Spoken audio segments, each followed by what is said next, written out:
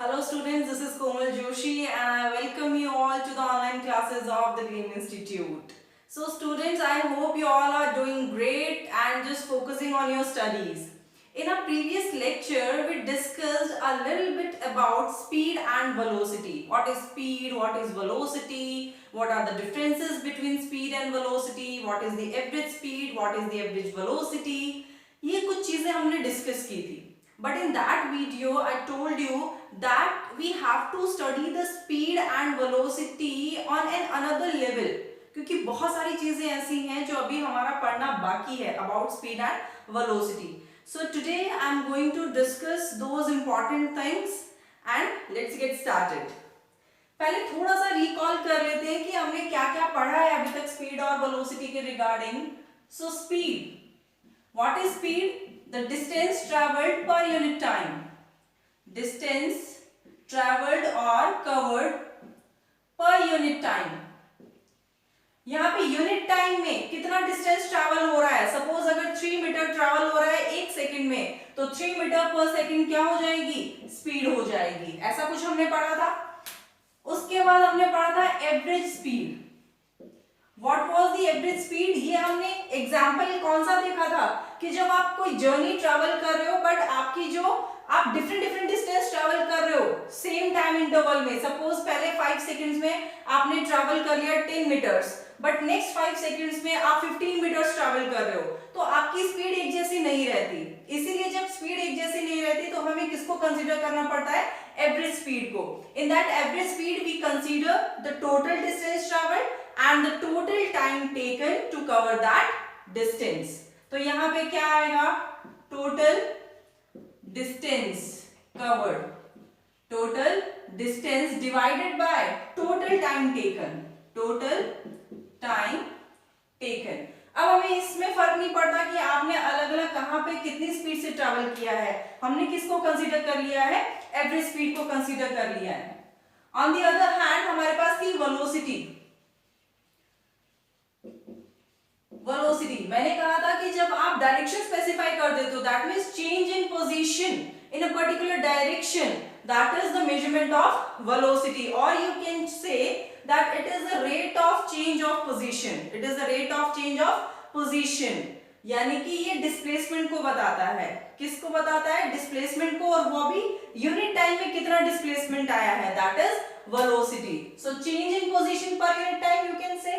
यहां हम क्या कह सकते हैं? चेंज इन पोजीशन, जिसको हम क्या कहते हैं? डिस्प्लेसमेंट कहते हैं. तो change in position per unit time ये भी कह सकते हैं, या फिर हम इसको कह सकते हैं displacement, displacement per unit time. यही कहा था हमने. उसके बाद हमने देखी थी एवरेज वेलोसिटी.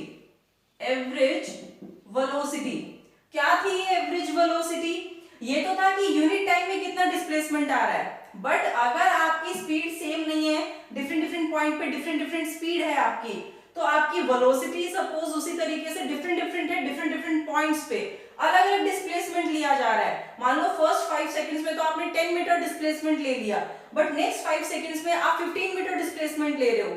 नेक्स्ट 5 सेकंड्स में आप 5 मीटर भी नहीं ले पाए. तो ये डिफरेंट डिस्प्लेसमेंट आ रहा है, तो इसमें हम एवरेज वेलोसिटी को कंसीडर करते हैं. एवरेज वेलोसिटी के केस में हम total displacement eight the end of any process, total displacement क्या है हमारे पास, या हम कह सकते हैं नेट चेंज इन पोजीशन. अलग अलग टाइम पे कितना चेंज इन पोजीशन आ रहा है उससे हमें फर्क नहीं पड़ता. At the end of the journey net change in position कितना आया है, that net change in position divided by total time taken to change that position. आ रही है बात समझ? तो यहां हम क्या कह सकते हैं? नेट डिस्प्लेसमेंट या टोटल डिस्प्लेसमेंट. नेट डिस्प्लेसमेंट, या आप इसको क्या कह सकते हो? Net change in position by total time taken. इसको हम और किस तरीके से कंसीडर कर सकते हैं? डिस्प्लेसमेंट को हम कैसे लिख सकते हैं? वेलोसिटी को, एवरेज वेलोसिटी को हमने लिखा था v बार से. किससे लिखा था? v बार से. देखो नेट डिस्प्लेसमेंट मैंने आपको बताया हुआ final position minus initial position, ये नेट डिस्प्लेसमेंट है. इस डिस्प्लेसमेंट को कवर करने में कितना टाइम लिया है? तो देखो यहां अगर हम चेंज इन पोजीशन ले रहे हैं तो यहां भी हम क्या लेंगे? Change in time. यहां भी हम क्या लेंगे? Change in time. यानी कि टोटल टाइम कितना लिया और इनिशियल कितना था। इनिशियल अगर 0 t इक्वल्स टू 0 से स्टार्ट कर रहे हैं और t2 सपोज 10 सेकंड्स है, तो यहाँ कितना आ जाएगा 10 माइनस 0, यानी कि टोटल 10 सेकंड्स में इतना नेट डिस्प्लेसमेंट आया है। आ रही है बात समझ? ये क्या थी? Average velocity. इसी तरीके से जो एवरेज स्पीड थी v बार, उसको हमने क्या कहा था? Total distance suppose x travel की है और उसको ट्रेवल करने में टाइम कितना लिया है? t टाइम लिया है, तो ये उसकी क्या हो जाएगी? Average speed. यूनिट हमने देखी थी कितनी? मीटर्स पर सेकेंड, और इसकी भी कितनी? मीटर पर सेकेंड। हमने कहा था speed is a scalar quantity just because distance is also a scalar quantity, और इसमें हमें किसी डायरेक्शन की रिक्वायरमेंट नहीं रहती। Velocity is a vector quantity because displacement is also a vector quantity, इसमें हमें डायरेक्शन स्पेसिफाई करने की रिक्वायरमेंट रहेगी।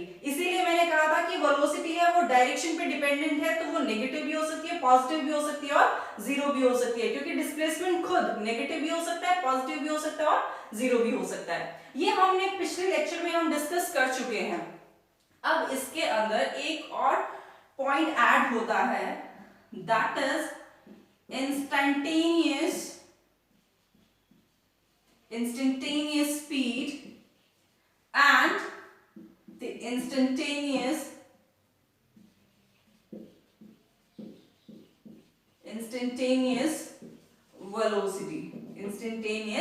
velocity. Let us see what is this instantaneous speed and instantaneous velocity. So to understand the concept of this instantaneous speed and velocity, let us take a small example. बहुत ही अच्छा सा example है. Suppose आप drive कर रहे हो and on road आपने देखा कि कोई पुलिस की गाड़ी खड़ी है, ठीक है, वो पुलिस की गाड़ी चेक कर रही है कि आपने कहीं अपने जो ट्रैफिक रूल्स हैं उनको ब्रेक तो नहीं किया, आपकी स्पीड जो वो स्पीड लिमिट से ज्यादा तो नहीं है। तो आपने दूर से ही जब उस पुलिस की गाड़ी को देख लिया तो आप क्या करोगे? इंस्टेंटली आपका जो ध्यान है आपके माइलोमीटर पे जाएगा या जो स्पीडोमीटर है उस पे जाएगा, और आप क्या देखोगे कि कहीं आपकी जो स्पीड है वो एक्सीड तो नहीं कर रही है लिमिट से। तो आपने उस पॉइंट पे जो अपनी स्पीड देखी है that is your instantaneous speed. वो आपकी कौन सी स्पीड है? Instantaneous speed. That means it is the speed which you observe at a particular moment. आप किसी भी पर्टिकुलर मोमेंट पे जब अपनी स्पीड ऑब्जर्व करते हो that is your instantaneous speed. It is the speed of a particle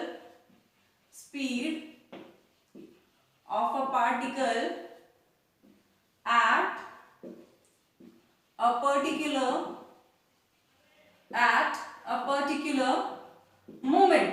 उस instant में आपकी स्पीड क्या है? हमें फर्क नहीं पड़ता कि पर सेकंड आपने कितना ट्रैवल किया है, हमें फर्क नहीं पड़ता कि आपकी एवरेज स्पीड क्या है, हमें फर्क पड़ता है कि उस इंस्टेंट में आपकी स्पीड। और अगर एक एग्जाम्पल देखें तो आपने सपोज 100 मीटर ट्रैवल किया है, टोटल 100 मीटर ट्रैवल किया है और टोटल टाइम लिया है आपने 10 सेकेंड। हो सकता है अलग अलग डिस्टेंस ट्रैवल की हो अलग अलग टाइम में, बट ओवरऑल आपने 100 मीटर ट्रैवल किया है 10 सेकेंड्स में, तो आपकी एवरेज स्पीड कितनी हो जाएगी? 100 डिवाइडेड बाय 10, यानी कि कितना? 10 मीटर पर सेकेंड। ये आपकी एवरेज स्पीड है। बट अगर आपसे कोई पूछ ले एग्जैक्टली एट सेकेंड आपकी स्पीड कितनी थी, तो उस पॉइंट ऑफ टाइम पे you have to tell your instantaneous speed. आपको सिर्फ उस पॉइंट पे 8 सेकेंड पे आपको बतानी पड़ेगी कि आपकी स्पीड कितनी थी। तो आप नहीं बता पाओगे, वो आप तभी बता पाओगे जब आपने उस इंस्टेंट पे अपनी स्पीड को क्या किया है? ऑब्जर्व किया है। That is your instantaneous speed. इस इंस्टेंटेनियस स्पीड की खास बात ये होती है कि ये बहुत ही स्मॉल टाइम इंटरवल के लिए ऑब्जर्व की जाती है। स्मॉल टाइम इंटरवल मतलब बहुत ही छोटा, अप्रोक्सीमेटली 0, क्योंकि जब आपने 8 सेकंड पे सपोज अगर आप चेक करते हो या आप उस पुलिस को देखकर इंस्टेंटली अगर अपने स्पीडोमीटर को चेक करते हो तो आपको लेस देन 1 सेकंड लगता है। तो लेस देन 1 सेकंड में आपने अपनी स्पीड क्या कर ली? ऑब्जर्व कर ली। और उसी पॉइंट पे उस लेस देन 1 सेकंड्स में कितना डिस्टेंस ट्रैवल हुआ है वही आपको स्पीड का मेजरमेंट दे रहे हैं। तो यहाँ पे जो टाइम इंटरवल होता है या जिस टाइम के लिए हम ऑब्जर्व करते हैं डिस्टेंस को, उसी से हमें स्पीड का मेजरमेंट मिलता है। जिस टाइम इंटरवल में हम इसको मेजर करते हैं या कंसीडर करते हैं that is approaches to 0। Approximately किसके इक्वल होता है? 0 के इक्वल होता है। आ रही है बात समझ? यानी कि अगर आपसे टोटल 10 सेकंड्स का पूछ ले तो आप एवरेज स्पीड बता सकते हो, आपसे पर सेकंड सेकंड का पूछ ले तो आप अपनी नॉर्मल स्पीड बता सकते हो, बट अगर 1 सेकंड से भी स्मॉल टाइम इंटरवल में आपसे स्पीड पूछ ले तो आपको क्या बतानी पड़ेगी, इंस्टेंटेनियस स्पीड बतानी पड़ेगी। आ रही है बात समझ? Similarly if we define instantaneous velocity, तो इंस्टेंटेनियस वेलोसिटी को हम कैसे डिफाइन कर सकते हैं, कैसे डिफाइन कर सकते हैं, change in position at a particular instant, किसी एक पर्टिकुलर इंस्टेंट पे कितना डिस्प्लेसमेंट है या कितना चेंज इन पोजीशन आया है, वो आपको किसका मेजरमेंट देगा, इंस्टेंटेनियस वेलोसिटी का मेजरमेंट देगा। ये दोनों में अगर हम डायरेक्शन को एक बार ना देखें तो इंस्टेंटेनियस स्पीड और इंस्टेंटेनियस वेलोसिटी दोनों सेम होते हैं किसी पर्टिकुलर टाइम पे, क्योंकि वो स्मॉल इंस्टेंस के लिए अगर आपकी डायरेक्शन चेंज नहीं हो रही है तो आपकी जो स्पीड है instantaneous speed that will be equal to instantaneous velocity. So you can say it is the small displacement in a time less than unity, or you can say at a particular instant, velocity at a particular instant और moment, किसी एक particular instant पे अगर आपसे आपकी velocity पूछ रहे तो आप कौन सी वेलोसिटी बताओगे, इंस्टेंटेनियस वेलोसिटी बताओगे। आ रही है बात समझ? ओके, तो अब अगर आप कभी भी ट्रैवल करते हुए या आप जब ड्राइव कर रहे हो तो जब भी आप अपना स्पीडोमीटर चेक करते हो तो आप कौन सी स्पीड चेक कर रहे हो, इंस्टेंटेनियस स्पीड चेक कर रहे हो, अपनी कौन सी स्पीड चेक कर रहे हो, इंस्टेंटेनियस स्पीड। ओके, अब देखो ये स्पीड के बेसिस पे, अगर हम स्पीड के बेसिस पे या वेलोसिटी के बेसिस पे देखें तो मोशन को फिर से दो पार्ट्स में डिवाइड किया जाता है, uniform motion and non uniform motion. वो भी डिपेंड करता है कि आपकी जो स्पीड है वो यूनिफॉर्म है या नॉन यूनिफॉर्म है, वेलोसिटी है वो यूनिफॉर्म है या नॉन यूनिफॉर्म है। तो हम देख लेते हैं कि क्या रिलेशन है ये यूनिफॉर्मिटी और non uniformity of speed, velocity और मोशन। तो देखो बेटा, अगर स्पीड बात करें वो भी यूनिफॉर्म स्पीड की, uniform speed, if any object is covering equal distance in equal time intervals, yeah, in equal time, if any object covers equal distance in equal intervals of time,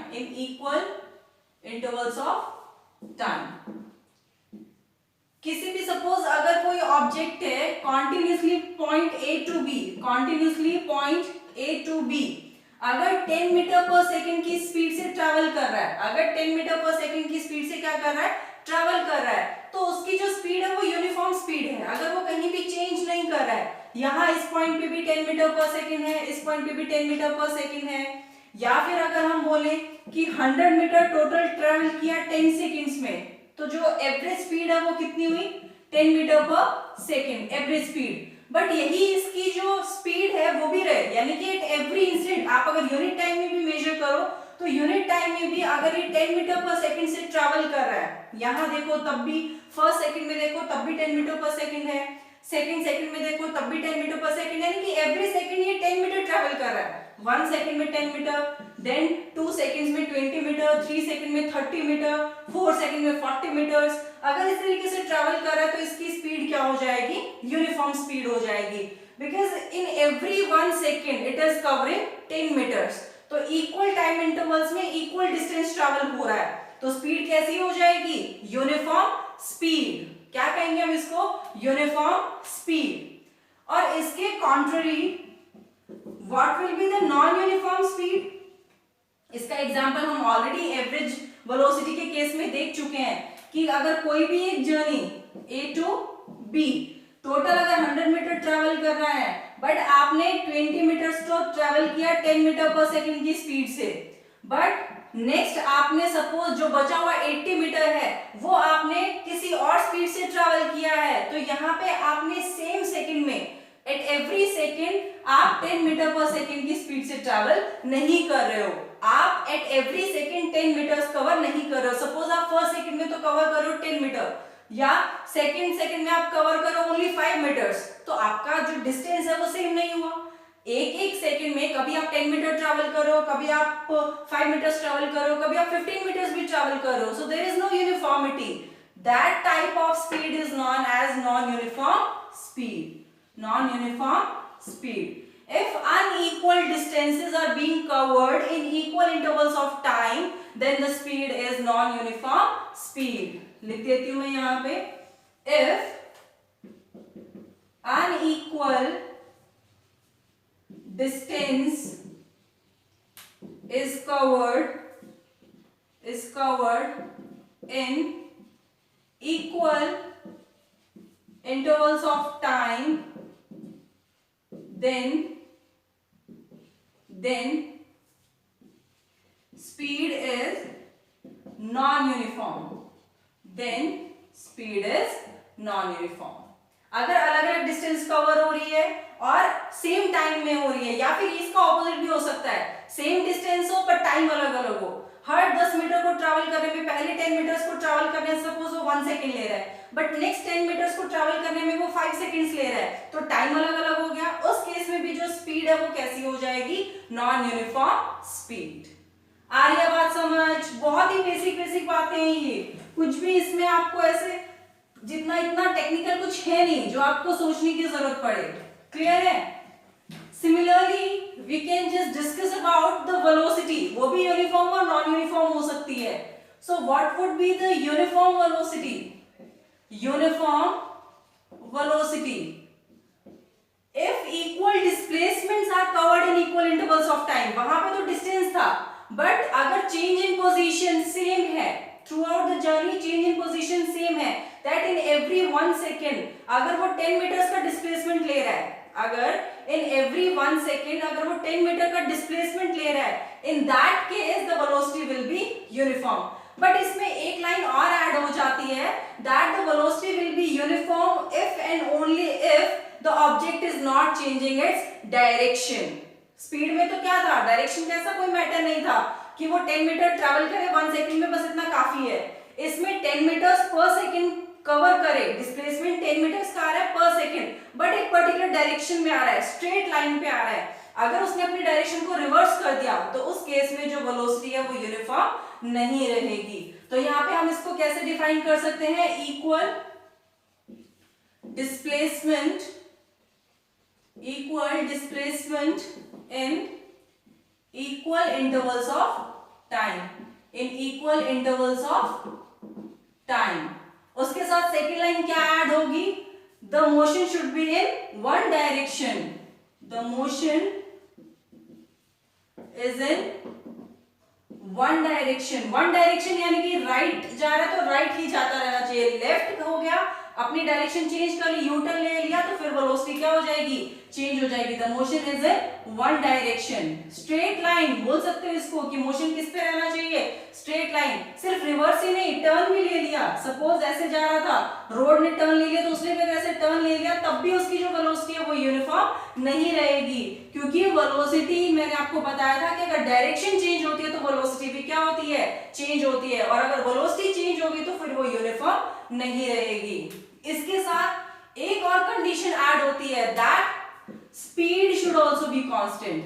speed should be constant यानी कि same direction तो रहे, straight line पे तो move करना ही चाहिए, उसके साथ जो स्पीड है वो भी क्या रहनी चाहिए? कांस्टेंट रहनी चाहिए. अगर स्पीड चेंज नहीं हो रही है तब वेलोसिटी क्या रहेगी? यूनिफॉर्म रहेगी. बट अगर स्पीड चेंज हो गई तो फिर वेलोसिटी यूनिफॉर्म नहीं रहेगी. आ रही बात समझ? वेलोसिटी के केस में आपको ये दो एक्स्ट्रा पॉइंट याद रखने पड़ेंगे. क्लियर है? इसके कॉन्ट्रेरी हो जाएगा non uniform velocity. Non uniform velocity इसका बिल्कुल ऑपोजिट हो जाएगा कि अगर किसी भी पॉइंट पे unequal displacement in equal intervals of time है, सपोज 1 सेकंड में 10 मीटर का डिस्प्लेसमेंट लिया, बट नेक्स्ट सेकंड में 5 मीटर का ही डिस्प्लेसमेंट हुआ है, in that case the velocity will be non-uniform. You can say unequal displacement in equal intervals of time. ये case हो सकता है.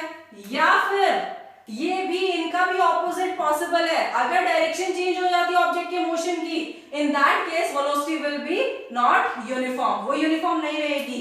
If direction of motion changes, if direction of motion changes, ये बहुत छोटी छोटी बात है लेकिन बहुत इंपॉर्टेंट है। If the direction of motion changes then also the velocity is non uniform. और if the speed changes, if the speed changes, अगर स्पीड यूनिफॉर्म नहीं है, कांस्टेंट नहीं है और चेंज हो रही है, तो उस केस में भी जो वेलोसिटी है वो कैसी हो जाएगी, नॉन यूनिफॉर्म वेलोसिटी हो जाएगी। अब इन्हीं uniform non uniform speed, uniform non uniform velocity, इसी के बेसिस पे हम uniform and non uniform motion को भी डिफाइन कर सकते हैं कि अगर किसी मोशन में स्पीड यूनिफॉर्म रहती है तो वो यूनिफॉर्म मोशन है, यानी कि अगर ऑब्जेक्ट स्ट्रेट लाइन में मूव करता रहे और इक्वल टाइम में इक्वल डिस्टेंस कवर करे तो उसका मोशन कैसा रहता है, यूनिफॉर्म मोशन रहता है। बट उसके कॉन्ट्ररी, अगर ऑब्जेक्ट मूव कर रहा है बट अलग अलग डिस्टेंस ट्रेवल कर रहा है अलग अलग time in equal time intervals में, unequal distances in equal time intervals, या फिर उसके मोशन की डायरेक्शन चेंज हो रही है या फिर उसमें स्पीड कांस्टेंट नहीं है, उन सब केसेस में उसका मोशन कैसा हो जाएगा, non uniform motion. To maintain uniform motion, एक यूनिफॉर्म मोशन को मेंटेन करना बहुत ही टफ काम है, क्योंकि हम ऐसे सोच के नहीं चलते हैं कि मुझे हर एक सेकंड में 10 मीटर्स ट्रेवल करना है या 5 मीटर्स ट्रेवल करना है, ये कोई सोच के नहीं चलता है। तो जितने भी मोशन हम ऑब्जर्व करते हैं अपने around, most of the type of motion are non uniform, वहां पे यूनिफॉर्मिटी मेंटेन नहीं होती है। हम चल रहे हैं, चलते चलते थक गए तो हम धीरे भी चलने लग जाते हैं, तो हमारी स्पीड क्या होगी, वहां पे चेंज हो गई, नॉन यूनिफॉर्म मोशन हो गया।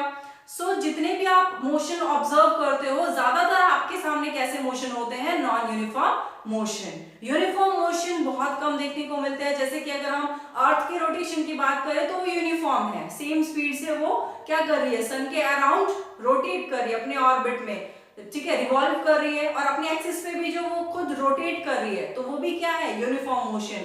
पर हम जो अपने आसपास देखते हैं उनमें ज्यादातर हम कैसा मोशन ऑब्जर्व करते हैं, नॉन यूनिफॉर्म मोशन, जिसमें या तो डायरेक्शन चेंज हो रही होती है, या स्पीड कांस्टेंट नहीं होती है, या फिर इक्वल टाइम इंटरवल्स में हम इक्वल डिस्टेंस नहीं ट्रेवल कर पाते। So most of the examples are of non uniform motion. ये बहुत ही बेसिक बातें थी, बहुत ही छोटी मोटी बातें। अब कुछ पॉइंट्स हैं जो आपको याद रखने हैं, वो क्या पॉइंट्स आपको ध्यान में रखने हैं देख लेते हैं। Number one, for uniform motion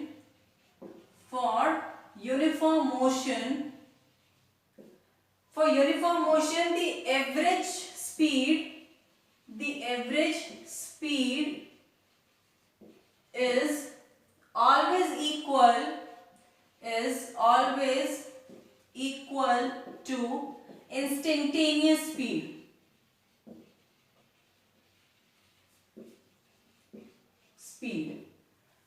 इसी के साथ same for uniform motion average velocity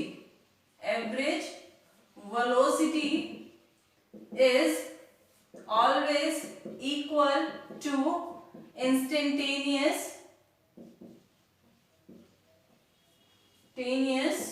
velocity।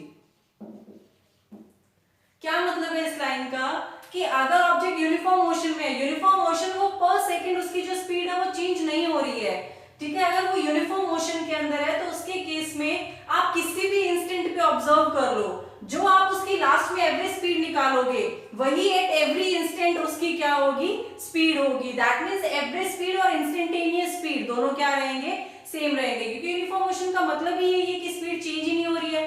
Suppose A to B, velocity के केस में भी सेम ही एग्जांपल ध्यान में रखना। सपोज एट एवरी पॉइंट, आपने जब ऑब्जर्व किया एट एवरी पॉइंट स्पीड थी 10 मीटर पर सेकेंड, यहाँ भी 10 मीटर पर सेकेंड, यहाँ भी 10 मीटर पर सेकेंड, यहाँ भी 10 मीटर पर सेकेंड।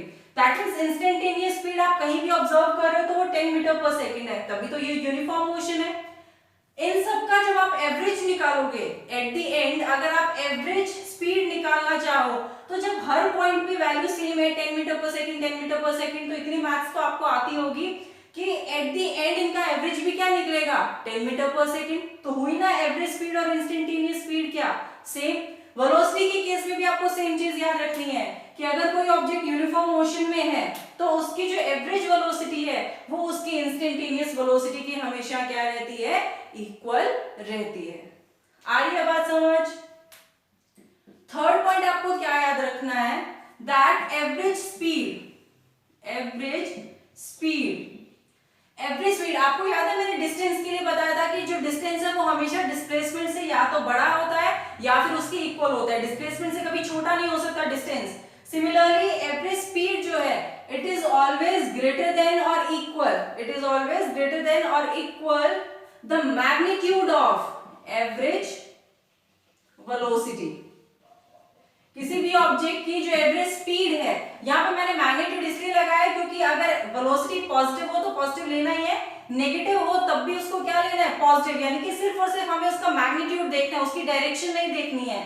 एट एवरी पॉइंट जो एवरेज स्पीड होती है वो या तो एवरेज वेलोसिटी से ज्यादा होगी या उसके इक्वल होगी, कभी भी एवरेज वेलोसिटी से कम नहीं हो सकती है एवरेज स्पीड। ये बहुत इंपॉर्टेंट बातें हैं जो आपको याद रखनी होती हैं। आ रही है बात समझ। ओके, नेक्स्ट जो आपको यहां पे पॉइंट याद रखना है that is instantaneous speed is always equals to, जो इंस्टेंटेनियस स्पीड होती है किसी भी इंस्टेंट पे वो हमेशा इक्वल होती है मैग्नीट्यूड ऑफ इंस्टेंटेनियस वेलोसिटी। किसी भी पॉइंट पे आप इंस्टेंटेनियस स्पीड देख लो या वेलोसिटी देख लो, सिर्फ उनकी डायरेक्शन में डिफरेंस हो सकता है बट उनका जो मैग्नीट्यूड होगा वो हमेशा क्या रहेगा, सेम रहेगा।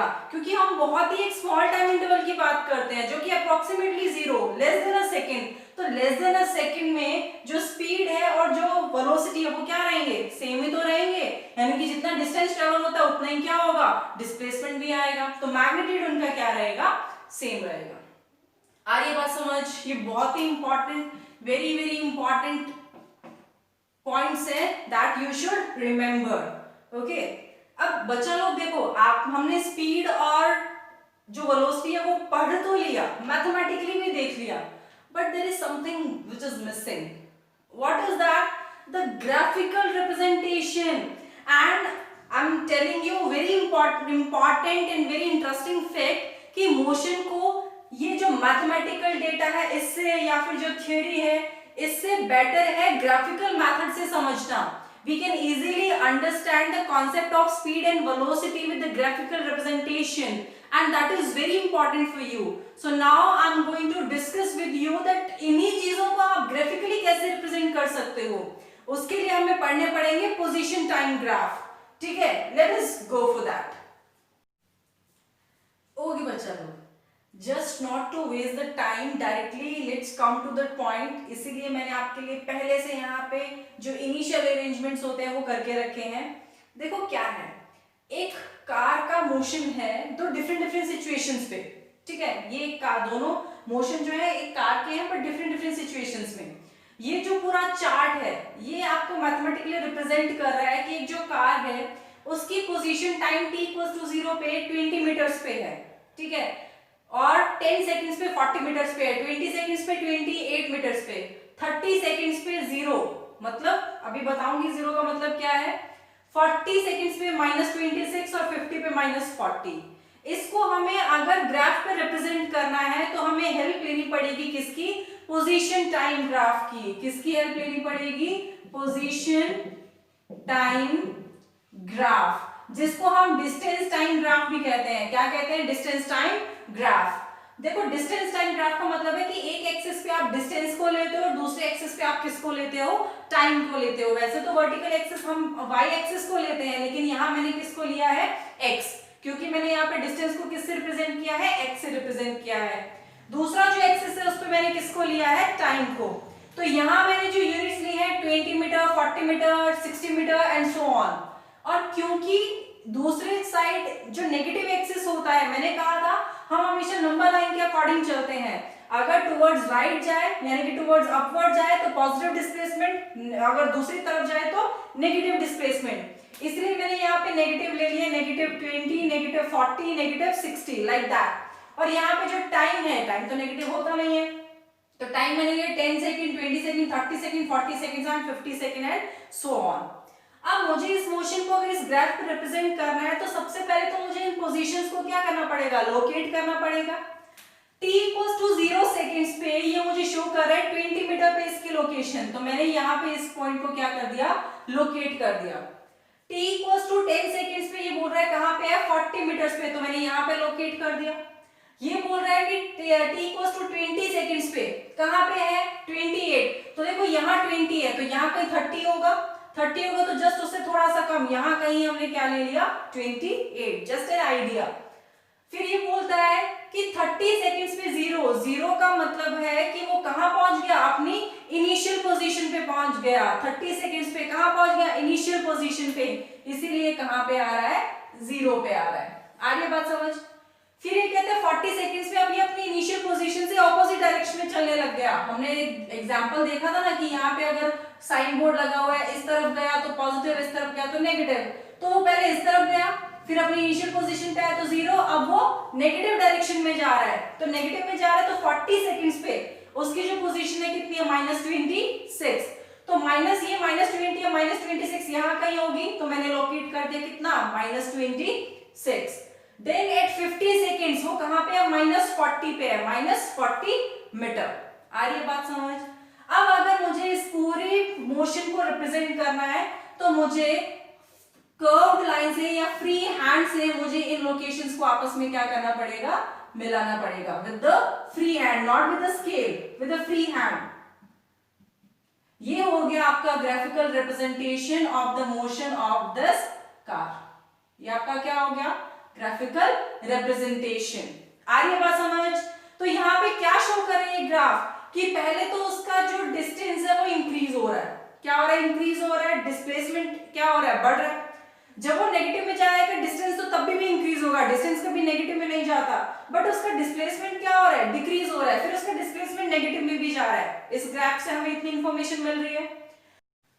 So this is the graphical representation of the motion in this condition. So this is the graphical representation of the motion in this situation. अब देखो यहाँ पे कोई यूनिफॉर्मिटी नहीं है, 10 सेकंड्स में 40 पे है, देन 20 सेकंड्स में 28 पे आ गया, डिफरेंस कितना है 40 28 के बीच में 12 का ही आ रहा है। देन यहाँ पे ये 28 से जितना है डायरेक्ट किस पे आ गया, 0 पे आ गया, तो डायरेक्ट 28 मीटर का डिफरेंस आ गया, देयर इज नो यूनिफॉर्मिटी। तो ये ग्राफ किसको रिप्रेजेंट कर रहा है, नॉन यूनिफॉर्म मोशन को। किसको रिप्रेजेंट कर रहा है, नॉन यूनिफॉर्म मोशन। आ रही है बात समझ। दूसरी सिचुएशन को देखें, इसमें भी मैंने एक पोजीशन एक्सिस लिया और दूसरा टाइम एक्सिस। यहाँ पे हमें जो चार्ट दे रखा है उसके according at t equals to 0 इसकी पोजीशन कहाँ पे है, 0 पे है। At t equals to 10 seconds इसकी पोजीशन कहाँ है, 20 मीटर्स पे है, कहाँ है 20 metre. At t equals to 20 second इसकी पोजीशन कहाँ है, 40 मीटर्स पे। At t equals to 30 second इसकी पोजीशन कहाँ है, 60 मीटर पे है, यहां कहीं आएगा।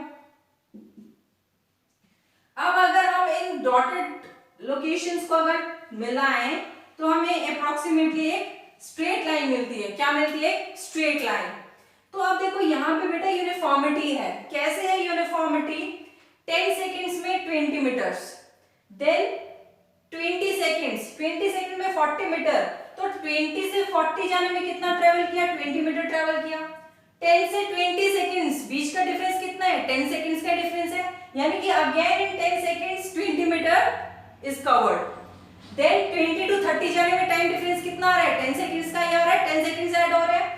और 40 टू 60 जाने में डिस्टेंस में डिफरेंस कितना आ रहा है, 20 मीटर्स का आ रहा है, यानी कि नेक्स्ट 10 सेकंड्स में भी कितना ट्रैवल हो रहा है, 20 मीटर्स।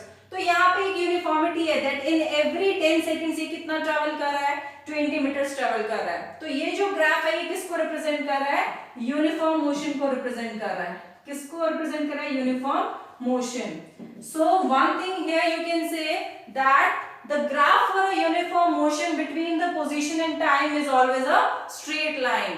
Position time graph जो होता है यूनिफॉर्म मोशन के लिए वो कैसा होता है, स्ट्रेट लाइन होता है। और नॉन यूनिफॉर्म मोशन के लिए जो ग्राफ है वो आपको एक कर्व्ड लाइन मिलेगी, वो किसी भी तरीके की कर्व्ड लाइन हो सकती है, जैसे ये ग्राफ है, ये भी किसको रिप्रेजेंट कर रहा है, नॉन यूनिफॉर्म मोशन। आ रही है बात समझ? अब यहाँ पे आपको कैसे पता चलेगा कि आप ग्राफ की हेल्प से स्पीड, वेलोसिटी, डिस्प्लेसमेंट कुछ भी फाइंड आउट कर सकते हो, बट अभी के लिए सिर्फ हम ये देखेंगे कि हम वेलोसिटी कैसे फाइंड आउट कर सकते हैं या हम स्पीड कैसे फाइंड आउट कर सकते हैं। आ रही है बात समझ? इस ग्राफ से देखते हैं, ठीक है, इससे हमें थोड़ा सिंपल रहेगा, फिर हम इस पे भी जाएंगे। देखो बेटा, यहाँ पे अगर मैं किसी भी पॉइंट, एक सर्टेन पॉइंट पे बात करूं, किसी भी एक सर्टेन पॉइंट पे, सपोज जब ऑब्जेक्ट यहाँ पहुंच चुका है, यहाँ पहुंचने के बाद अगर मुझे बात करनी है कि इसकी जो एवरेज स्पीड है वो कितनी होगी, इसने टोटल डिस्टेंस ट्रेवल कर लिया, यहाँ पहुंचे, इसकी फाइनल पोजीशन है, मुझे बताना है कि एवरेज स्पीड या एवरेज वेलोसिटी कितनी है। तो देखो, मुझे यहाँ पे एक तो अगर एवरेज वेलोसिटी निकालनी है तो इसका नेट डिस्प्लेसमेंट चाहिए होगा, यहाँ तक क्या चाहिए होगा, नेट डिस्प्लेसमेंट चाहिए होगा, और क्या चाहिए होगा, जितना इसने टोटल टाइम लिया है, जितना इसने क्या लिया है, टोटल टाइम लिया है। तो देखो, टाइम की वैल्यू टाइम एक्सिस से मिलेगी और पोजीशन या डिस्प्लेसमेंट की वैल्यू किससे मिलेगी, पोजीशन एक्सिस से मिलेगी। पोजीशन में चेंज कितना आया, 0 टू यहाँ पे कितना 60 आया है, 0 टू कितना आया है, 60 आया है। टाइम एक्सिस पे चेंज कितना आ रहा है, 0 टू 30, ये टाइम चेंज यानी कि टोटल टाइम कितना है, 30 सेकंड्स, और ये टोटल पोजीशन कितनी चेंज हो रही है, 60 माइनस 0 कितना, 60 मीटर्स। तो देखो, जो यहाँ पे पोजीशन एक्सिस पे वैल्यू है किसकी है, एक्स की है, टाइम एक्सिस पे किसकी वैल्यू है, टाइम की वैल्यू है, इसको ले लो चाहे इसको ले लो, किसकी वैल्यू है, टाइम की वैल्यू है। इन दोनों का जो रेशियो आएगा आपके पास, इन दोनों का जो रेशियो आएगा x अपॉन टी, वो आपको किसकी वैल्यू देगा, स्पीड की वैल्यू देगा, किसकी वैल्यू देगा, स्पीड की वैल्यू देगा। और बेटा, ये जो रेशियो होता है x अपॉन टी, ये जो रेशियो होता है x अपॉन टी, ये इस ग्राफ का क्या कहलाता है, स्लोप कहलाता है। क्या कहलाता है, slope. Slope is the ratio of x over t। ये स्लोप ही किसके इक्वल आ रहा है, स्पीड के इक्वल आ रहा है। We will study the concept of slope in depth, but अभी के लिए आपको सिर्फ इतना जानना है कि यहाँ पे ये जो स्लोप है ये x अपॉन टी का क्या है, रेशियो है, और ये x अपॉन टी ही किसके इक्वल है, स्पीड के इक्वल है। किसके इक्वल है, स्पीड के इक्वल है। तो यहाँ से हम एक और कॉन्सेप्ट को वेरीफाई कर लिया हमने, that the slope of a position time graph gives us the speed. अगर आपके पास पोजीशन टाइम ग्राफ है, आपने वो ग्राफ प्लॉट किया, तो उसका जो स्लोप है, स्लोप मतलब कितना इंक्लाइंड है, ये एक्स एक्सिस की, इसका टाइम एक्सिस की तरफ बोल सकते हो कि कितना इंक्लाइंड है। तो जो स्लोप है उसका, वो आपको किसका मेजरमेंट देता है, स्पीड का मेजरमेंट देता है। तो आपसे अगर पूछ लिया जाए that the slope of the position time graph gives us speed. Now about this graph, अब ये एक यूनिफॉर्म मोशन को रिप्रेजेंट कर रहा है, इसमें हमने स्लोप का कॉन्सेप्ट भी देख लिया, but what about this graph, क्योंकि इसका जो स्लोप है वो ये बताता है कि जो ग्राफ है ये कितना इंक्लाइंड है विद दिस टाइम एक्सिस, कितना इंक्लाइंड है।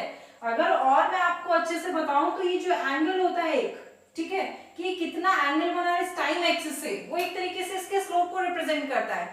But what about this graph, इसमें स्लोप कैसे निकालेंगे, क्योंकि इसमें तो एक स्ट्रेट लाइन थी, तो हमने ये बोल दिया कि एट एवरी पॉइंट, आप कहीं भी देख लो, आप यहाँ देख लो सेम एंगल बनेगा, आप यहां देख लो सेम एंगल बनेगा, तो स्लोप में कोई चेंज नहीं आ रहा है, ओके।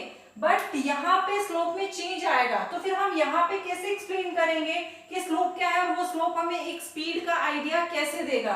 तो देखो बेटा, कभी भी जब नॉन यूनिफॉर्म मोशन का ग्राफ हो और एक कर्व्ड लाइन की फॉर्म में हो, तो वहां पे जब भी हमें स्लोप देखना हो तो हम क्या करते हैं, एक टेंजेंट ड्रॉ करते हैं। किसी भी एक पॉइंट पे क्या ड्रॉ करते हैं, एक टेंजेंट ड्रॉ करते हैं। सपोज अगर हमें इस पॉइंट पे स्पीड देखनी है तो हम यहाँ पे क्या ड्रॉ करेंगे, टेंजेंट ड्रॉ करेंगे, ठीक है।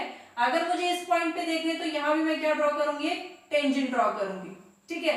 तो यहाँ से अब देखो, क्योंकि हमें अभी ए टू बी तक की जर्नी की बात करनी है, ए टू बी तक की जर्नी की बात करनी है, तो मैं ए पॉइंट से एक अगर टेंजेंट ड्रॉ करूं तो वो बी को जाके कुछ इस पॉइंट पे मिलेगी। आ रही बात समझ? अब इसी के बिहाफ पे हमें देखना है कि ये एक्स एक्सिस पे डिस्टेंस कितनी होगी, कितना ये मेजरमेंट होगा एक्स एक्सिस पे, और कितना यहाँ पे टाइम का मेजरमेंट होगा। अगर हमें ये इस एक्स एक्सिस पे मेजरमेंट और टाइम का मेजरमेंट मिल जाए तो हम इन दोनों के रेशियो से भी किसका आइडिया दे सकते हैं, स्पीड का आइडिया दे सकते हैं। आ रही है थोड़ी थोड़ी बात समझ? Okay, now one more thing, that what about instantaneous speed? अब ये instantaneous speed क्या है या instantaneous velocity क्या है? देखो बेटा, यहाँ A से B तक कितना टाइम लगा है, ग्राफ हमें बता सकता है A से B तक जाने में कितना टाइम लगा है, 10 सेकेंड्स लगे हैं। तो ये A से B तक की जर्नी कितने की है, 10 सेकेंड्स की है। आ रही बात समझ, कितने की है, 10 सेकेंड्स की है। तो हम इसको स्पीड बोल सकते हैं या वेलोसिटी बोल सकते हैं अगर हम डायरेक्शन भी स्पेसिफाई करते हैं। But what about if I ask that what was the speed at second, third second? क्या थी यहाँ पे स्पीड? तो इंस्टेंटेनियस स्पीड पूछेगा, यानी कि हमें इस टाइम इंटरवल को क्या करना पड़ेगा, कम करना पड़ेगा। टाइम इंटरवल को कम करने का मतलब है कि 10 सेकंड से वैल्यू क्या करनी पड़ेगी, डिक्रीज करनी पड़ेगी। अभी तो 10 सेकंड पे वैल्यू यहाँ है, अगर सपोज मैं बोलूं 5 सेकंड पे, तो बी को यहाँ शिफ्ट होना पड़ेगा, यहाँ शिफ्ट होना पड़ेगा। अगर मैं बोलूं सेकंड पे, तो बी को क्या करना पड़ेगा, यहां शिफ्ट होना पड़ेगा। जितना ये बी, ध्यान से समझ के जाना इसको, जितना ये पॉइंट बी इस ए की तरफ शिफ्ट होता जाएगा, उतना ही टाइम इंटरवल क्या होता जाएगा, कम होता जाएगा। यानी कि बहुत ही स्मॉल टाइम इंटरवल के लिए आप किसको कंसीडर कर रहे हो, स्पीड को कंसीडर कर रहे हो। अगर ये पॉइंट बी बिल्कुल इस पॉइंट ए के पास आ जाए, यहां शिफ्ट हो जाए, ये पॉइंट बी आ गया, ये पॉइंट ए आ गया, तो और हम ये मान लें कि इनके बीच का जो टाइम डिफरेंस है वो लेस देन अ सेकंड है, लेस देन क्या है, सेकंड है। इस पॉइंट पे अगर आप फिर से स्लोप निकालो, इस पॉइंट पे आप क्या निकालो, फिर से स्लोप निकालो, तो आपको किसका मेजरमेंट दे सकता है, इंस्टेंटेनियस स्पीड का मेजरमेंट दे सकता है। क्लियर है? ओके, सो ग्राफ के बेसिस पे अभी हमें बहुत सारी चीजों को समझना पड़ेगा। अभी तो बहुत सारे ग्राफ्स आएंगे, but this is you can से the very first step. Graphical representation को समझने का ये बहुत ही हमारा बेसिक सा स्टेप है। अभी तो हम एक्सेलरेशन पढ़ेंगे, एक्सेलरेशन पढ़ने के बाद और भी हम डिफरेंट टाइप ऑफ मोशंस को, यूनिफॉर्म नॉन यूनिफॉर्म में अगर कोई ऑब्जेक्ट डाउनवर्ड जा रहा है, कोई अपवर्ड जा रहा है, कोई इंक्लाइंड प्लेन पे रोल कर रहा है, अलग अलग तरीके के जो मोशन है उनको ग्राफिकली कैसे रिप्रेजेंट कर सकते हैं, तो बहुत कुछ एक्सप्लोर करने के लिए एंड एक्सप्लेन करने के लिए। But for now this much is enough. Okay, so I hope you all are completely comfortable with this concept of speed, velocity and little bit of its graphical representation. Okay, and in the next video I'll just make you solve a few questions based on speed and velocity, including the questions based on these graphs. Okay, then after that we will do our topic of acceleration. So till then, just stay tuned and keep working hard. All the